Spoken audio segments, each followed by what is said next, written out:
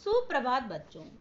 भाषा चाहे वह हिंदी हो या अंग्रेजी या फिर संस्कृत अथवा और कोई भी भाषा, उस भाषा को जानने, समझने, लिखने, बोलने व उपयोग में लाने हेतु उस भाषा से संबंधित व्याकरण को जानना अत्यंत अनिवार्य है। आज हम इसी क्रम में कक्षा 9 के प्रथम व्याकरण विषय शब्द व पद को प्रारंभ कर रहे हैं। शब्द वर्णों के सार्थक समूह को शब्द कहते हैं। शब्दों को पढ़ने से पूर्व हमें वर्णों को जानना समझना आवश्यक है। वर्ण क्या होते हैं, कितने होते हैं, यह जान लेना अत्यंत अनिवार्य है।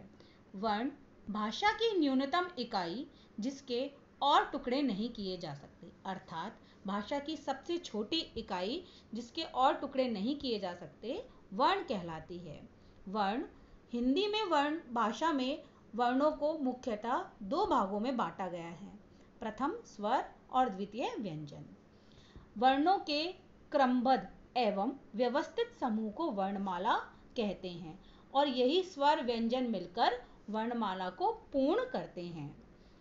सबसे पहले हम स्वर का अध्ययन करेंगे। स्वर वे ध्वनियाँ जिनका उच्चारण बिना किसी सहायता से किया जा सकता है और जिनके उच्चारण में हवा के निकलने में कोई बाधा नहीं होती, उन्हें स्वर कहते हैं। स्वर 11 होते हैं। ए, आ, ई, उ, री, ए, ऐ, ओ, औ। इसके बाद अंग और अह आते हैं। संस्कृत व्याकरण पाणिनि ने इन्हें आयोगवाह कहा। उच्चारण के आधार पर स्वरों के भेद। उच्चारण के आधार पर स्वरों के 3 भेद होते हैं। पहला ह्रस्व स्वर। जिन स्वरों के उच्चारण में कम समय लगता है उन्हें ह्रस्व स्वर कहते हैं। ये 4 हैं: अ, ई, उ, री। सेकंड दीर्घ स्वर। जिन स्वरों के उच्चारण में ह्रस्व से दुगना समय लगता है उन्हें दीर्घ स्वर कहते हैं। ये 7 हैं: आ, ई, उ, ए, ऐ, ओ, औ। थर्ड प्लुत स्वर। जिन स्वरों के उच्चारण में दीर्घ स्वर से भी अधिक समय लगता है इन्हें प्लुत स्वर कहते हैं। किसी को आवाज देकर पुकारने के लिए इसका प्रयोग किया जाता है। हिंदी भाषा में तो कम ही इसका प्रयोग मिलता है, जैसे ओम। स्वरों की मात्राएं। हमें यह जान लेना जरूरी है कि स्वरों की मात्राएं क्या होती हैं और कितनी होती हैं। स्वरों का प्रयोग प्रत्येक स्थान पर एकाकी यानी कि खाली नहीं किया जा सकता।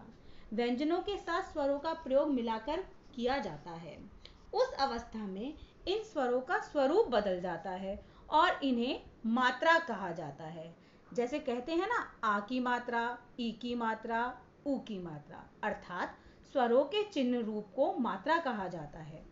मात्राओं की संख्या 11 है। अब हमने यहाँ तक पढ़ा स्वर के 2 भेद, स्वर के 3 भेद। अब हम पढ़ेंगे व्यंजन। व्यंजन जिन वर्णों के पूर्ण उच्चारण के लिए स्वरों की सहायता ली जाती है उन्हें व्यंजन कहते हैं। अर्थात यहाँ यह समझ लेना जरूरी है कि बिना स्वरों की सहायता से व्यंजनों को नहीं बोला जा सकता। यानी कि जब व्यंजन स्वर में मिलते हैं तभी वर्ण बनते हैं। इनकी संख्या मूल रूप से 33 होती है।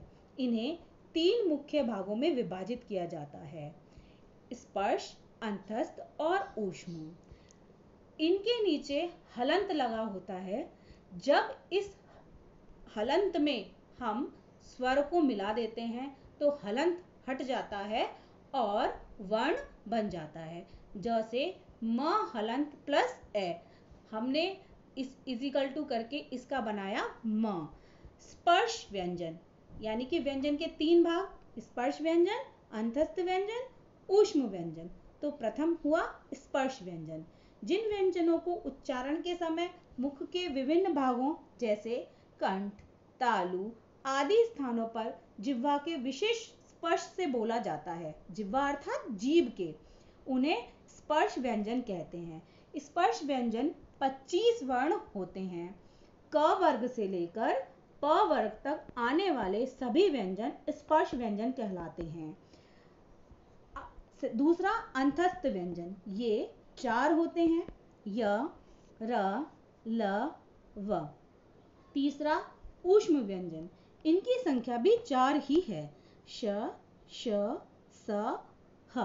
इस प्रकार से हमने अध्ययन किया कि वर्ण के 2 भाग होते हैं, स्वर और व्यंजन। इन्हीं व्यंजन और स्वर को हम वर्ण कहते हैं और वर्णों को जब हम मिलाते हैं तो शब्द बनते हैं, जैसे राकेश, मोहन आदि। बच्चों, आज हमने वर्णों का विस्तृत अध्ययन किया। हम अपने अगले भाग में शब्द और शब्द के प्रकार का विस्तृत अध्ययन करेंगे।